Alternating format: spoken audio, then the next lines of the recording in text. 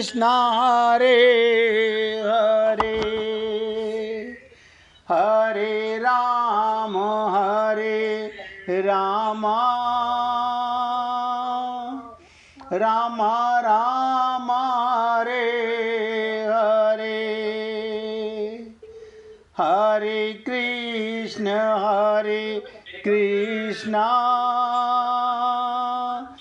कृष्ण कृष्ण हरे हरे हरे राम राम राम राम हरे हरे हरे कृष्ण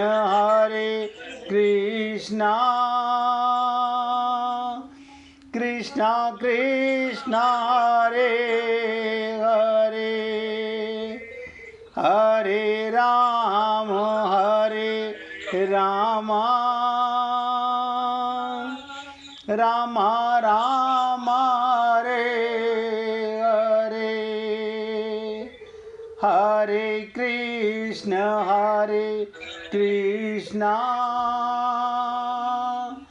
कृष्ण कृष्ण हरे हरे हरे राम राम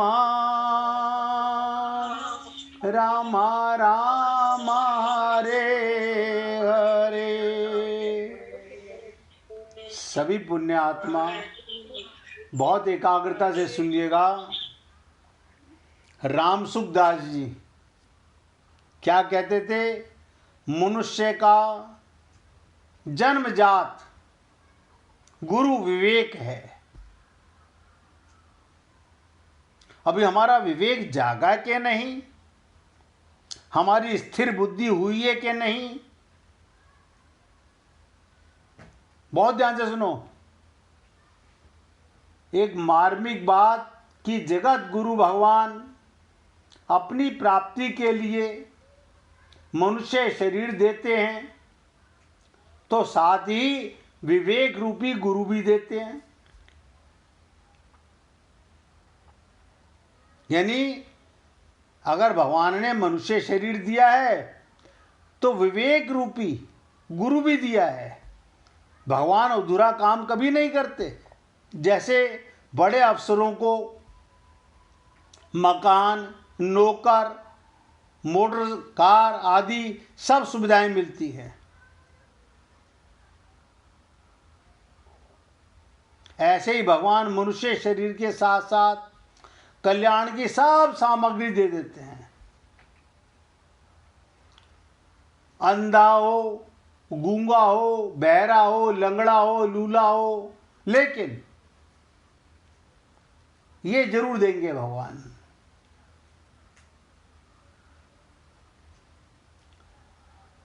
मनुष्य शरीर के साथ साथ कल्याण की सब सामग्री देते हैं। वो मनुष्य को विवेक रूपी गुरु देते हैं, जिससे वो सत और असत, कर्तव्य और अकर्तव्य, ठीक और बेठीक आदि को जान सकता है। इस विवेक से बढ़कर कोई गुरु नहीं है। ये गुरु हमारा हमें कैसे विवेक देते हैं? आप लोगों ने सुना होगा कि ये शरीर भगवान की कृपा के बिना नहीं मिलता, और संत महात्मा भगवान की कृपा के बिना नहीं मिलते, और बिनु सत्संग विवेक ना होई। हम ना तो भगवान की शरणागति करते, ना किसी गुरु की करते, तो विवेक नहीं रहता हमारे पास, आता ही नहीं विवेक। विवेक रूपी है सबके अंदर, अभी जागा नहीं है। सत्य और असत्य, कर्तव्य अकर्तव्य, ठीक और बेठीक कोई जान सकता है। इस विवेक से बढ़कर कोई गुरु नहीं। जो अपने विवेक का आदर करता है, उसको अपने कल्याण के लिए सत्संग से विवेक जाग जाता है। इसलिए बाहरी जब तक गुरु मिले और हमारा विवेक नहीं मिला, विवेक नहीं जागा, तो गुरु क्या करेगा? खाली ही ऐसे आप हजारों गुरु अपना लो, अगर आपका विवेक नहीं जागा। अब विवेक क्यों नहीं जागा? क्योंकि हमने गुरु की शरणागति नहीं की, उनकी बातों को जीवन में उतारा नहीं। इसलिए भारी गुरु बनाने का लाभ कब? जब हमारा विवेक जाग जाए। मनुष्य जितना जितना विवेक को महत्व देता है, उसको काम में लाता है, कुछ भी करने से पहले डिसाइड करता है, उतना उतना उसका विवेक बढ़ता जाता है। और बढ़ते बढ़ते वही विवेक तत्व ज्ञान में परिणित हो जाता है। विवेक का आदर अपने गुरु का आदर करने के बराबर है। कहने का तात्पर्य, सत्संग से बिनु सत्संग विवेक न हुई। आप सोच के देखिएगा, हम लोगों को सत्संग में मिलता है, लेकिन हम कहां भटक रहे हैं? अपने मन की गुलामी के पीछे।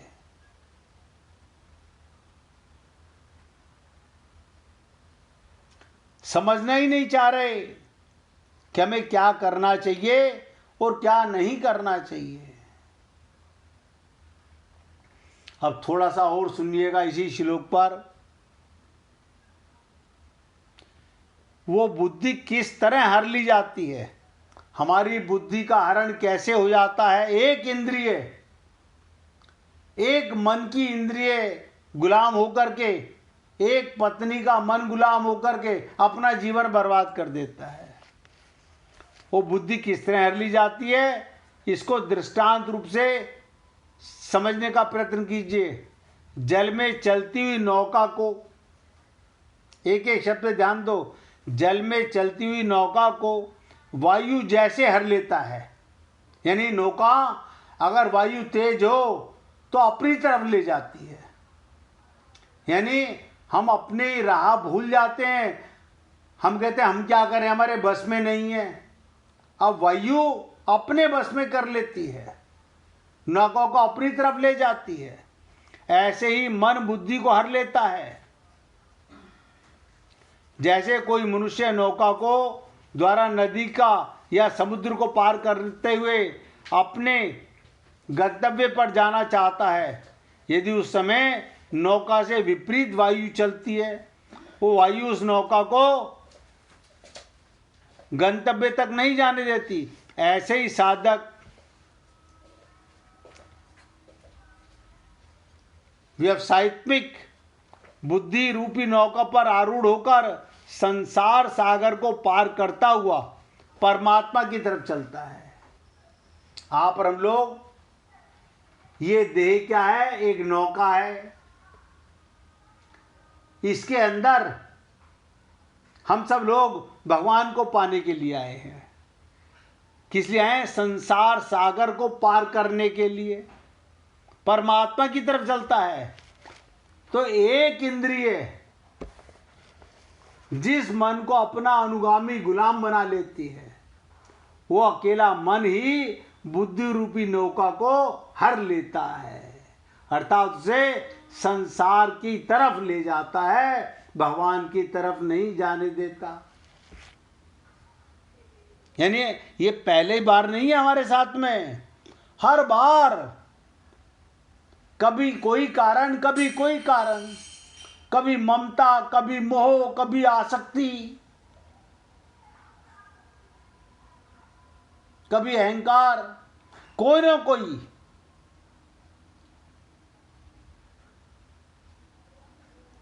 कोई कारण जरूर होता है।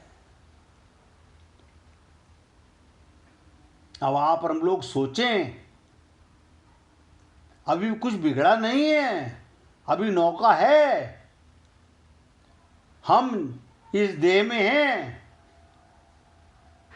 भगवत प्राप्ति करनी है, इस देह का कल्याण करना है, या ममता मोह आसक्ति, इंद्रियों की गुलामी से ही ममता होती है, इंद्रियों की गुलामी से ही मोह बढ़ता है, इंद्रियों की गुलामी से ही आसक्ति बढ़ती है। अरे जीव अपना बंटा धार कर लेता है। वायु नौका को दो तरह से विचलित करती है, नौका को पथ भ्रष्ट कर देती है अथवा या जल में डुबो देती है। परंतु कोई चतुर नाविक, समझदार, चतुर माने जिसकी विवेक जाग गया, बुद्धि स्थिर हो गई, वो वायु की क्रिया को अपने अनुकूल बना लेता है, जिससे वायु नौका को अपने मार्ग से अलग नहीं कर सकती, उसको गंतव्य स्थान पर पहुंचा देती है। एक विवेक के कारण ऐसे ही इंद्रियों के अनुगामी हुआ मन बुद्धि को दो तरह से विचलित करता है। परमात्मा की प्राप्ति में निश्चय को दबाकर भोग बुद्धि पैदा कर देता है, यानी भगवान के पाने की इच्छा इतनी नहीं, संसार का वैभव, सुख, मान सम्मान, यही जीवन है। टाइम बहुत थोड़ा है, ज्यादा बचा नहीं है, लेकिन हम लोग अभी भी होश में नहीं हैं। परमात्मा प्राप्ति का निश्चय दबाकर भोग बुद्धि पैदा कर देती है अथवा निषिद्ध भोगों में लगाकर पतन करा देता है। परंतु जिसका मन और इंद्रियां बस में होती हैं, उसकी बुद्धि को मन विचलित नहीं करता, परमात्मा के पास पहुंचाने में सहायता करता है। यही श्लोक का भावार्थ दूसरे अध्याय के 64वें 65वें श्लोक में भी था। अब आप और हम लोग सोचें, हम पाना तो चाहते हैं राम रस, प्रत्येक कार्य को भगवान का मान के क्यों नहीं करते? क्यों नहीं करते? शरीर भगवान की कृपा से मिला, गुरु भगवान की कृपा से मिले, सत्संग भगवान की कृपा से मिला, लेकिन ऐसा है ना, हम मन के गुलाम हैं, मोह के, ममता के, आसक्ति के, धन के, मान सम्मान के, यानी अभी सपना खत्म नहीं हुआ है। अभी स्वप्न से संसार पर क्यों व्यर्थ मोहित हो रहे हो? हम हो रहे हैं, हम हो रहे हैं, जागना नहीं चाह रहे। हे पुण्य आत्माओं, जीवन इतना कठिन नहीं है जितना आप और हम लोगों ने बना रखा है।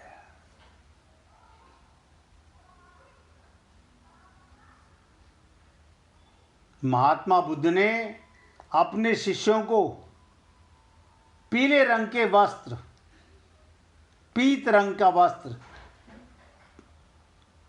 ओढ़ने के लिए, क्यों? पीला रंग मौत का रंग है। आपने देखा होगा, जब पत्ते सूख जाते हैं पीले पड़ जाते हैं।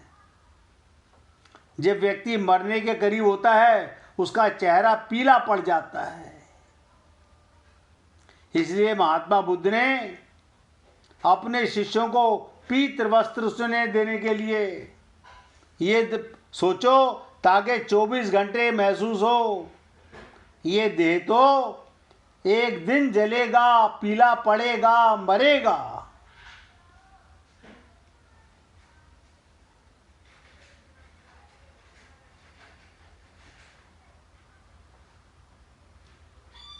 अभी भगवत प्राप्ति में कोई कसर नहीं है। आप चाहो तो भगवत प्राप्ति पल में होती है, एक छोटी सी लीला सुन लीजिए, उसके बाद आगे की चर्चा कल करेंगे इस श्लोक की। थोड़ा सा और इसके ऊपर चिंतन मनन करेंगे, और जिस किसी भक्त को भजन सुनाना हो तो निकाल के रखना भैया। एक बार किसी ने चंदन से पूछा, एक बार किसी ने चंदन से पूछा, चंदन तुम सभी वृक्षों को चंदन बनाते हो, बांस को क्यों नहीं बना पाते?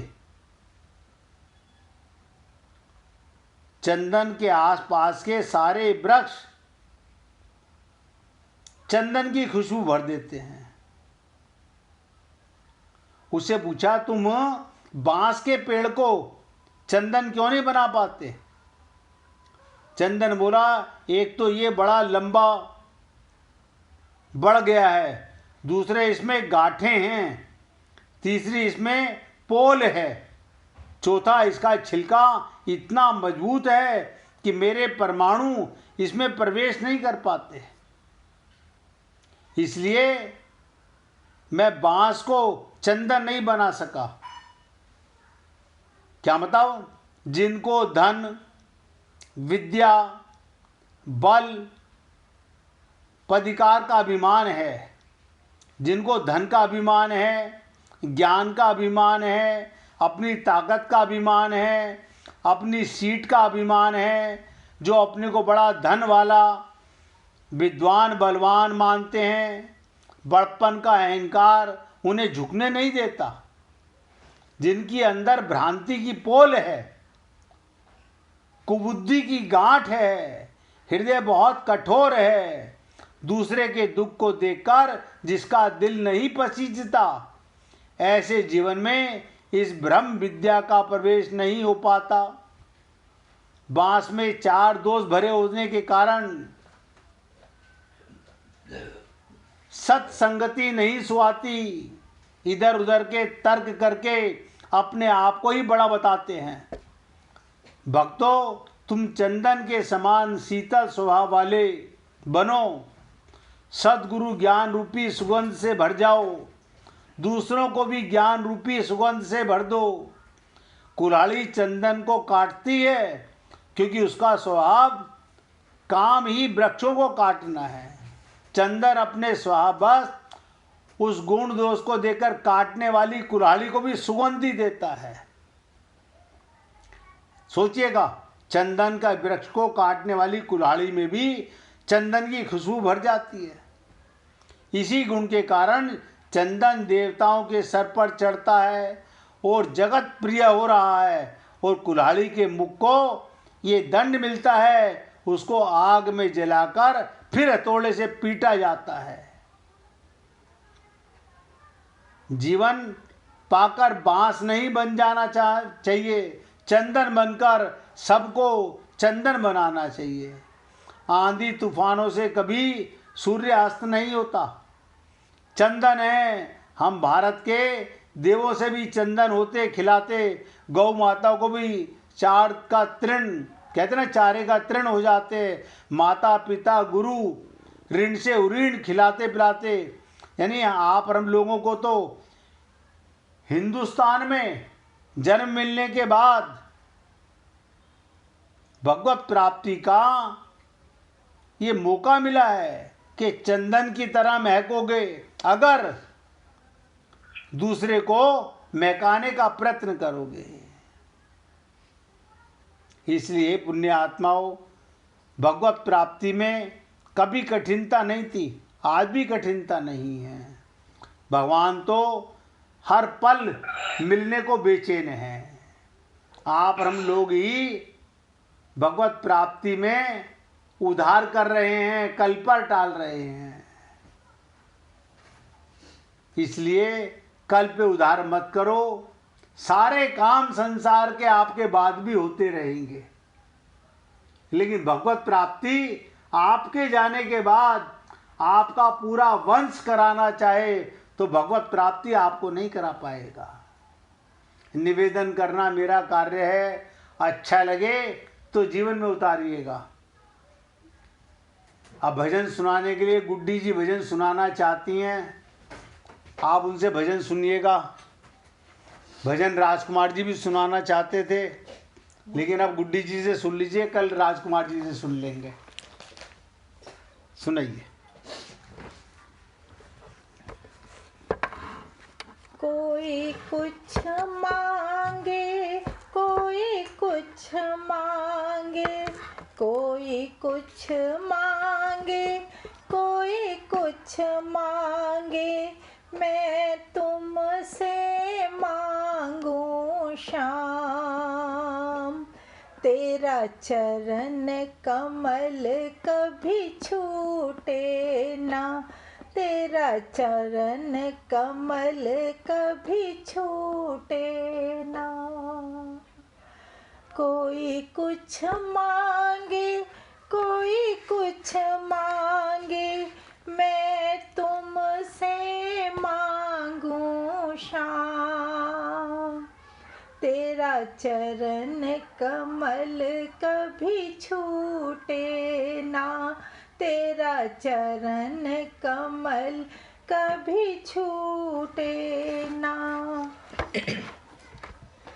प्रभु चाहे दुख हो, प्रभु चाहे सुख हो, प्रभु चाहे दुख हो, प्रभु चाहे दुख हो, पर ना भूलूं मैं श्याम तुमको, पर ना भूलूं मैं श्याम तुमको।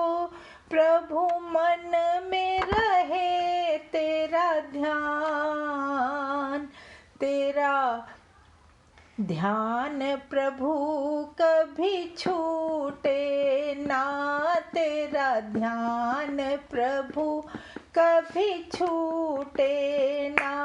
कोई कुछ मांगे, कोई कुछ मांगे, मैं तुमसे मांगू श्याम।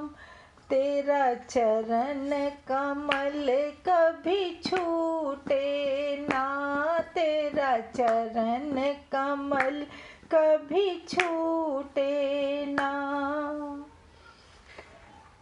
चाहे जग कहे मुझको बावरिया, चाहे जग कहे मुझको बावरिया, पर नैनों में रहना सावरिया, पर नैनों में रहना सावरिया। प्रभु मुख में रहे तेरा नाम, तेरा नाम प्रभु कभी छूटे ना, तेरा नाम प्रभु कभी छूटे ना।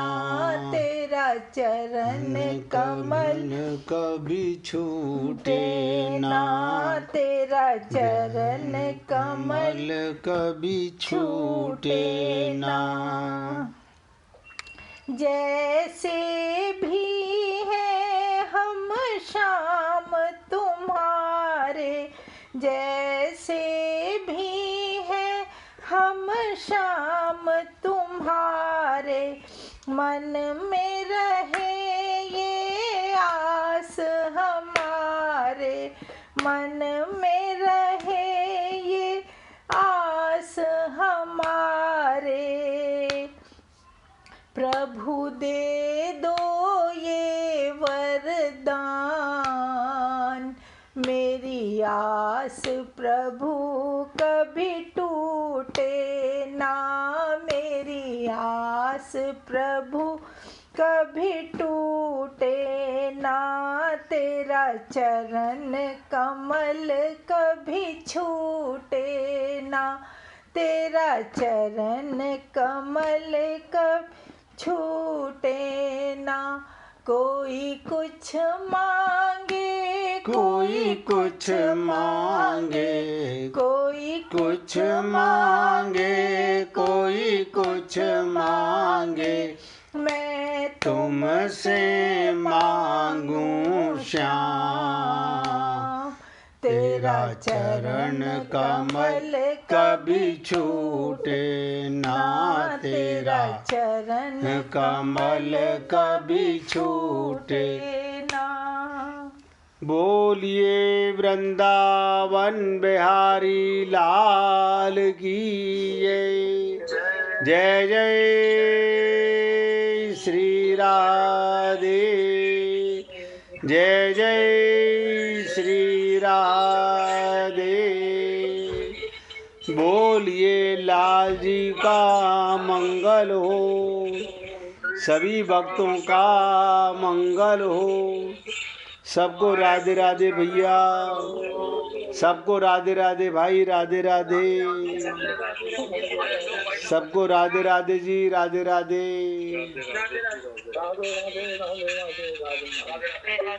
राधे राधे भैया, राधे राधे, राधे राधे जी, राधे राधे।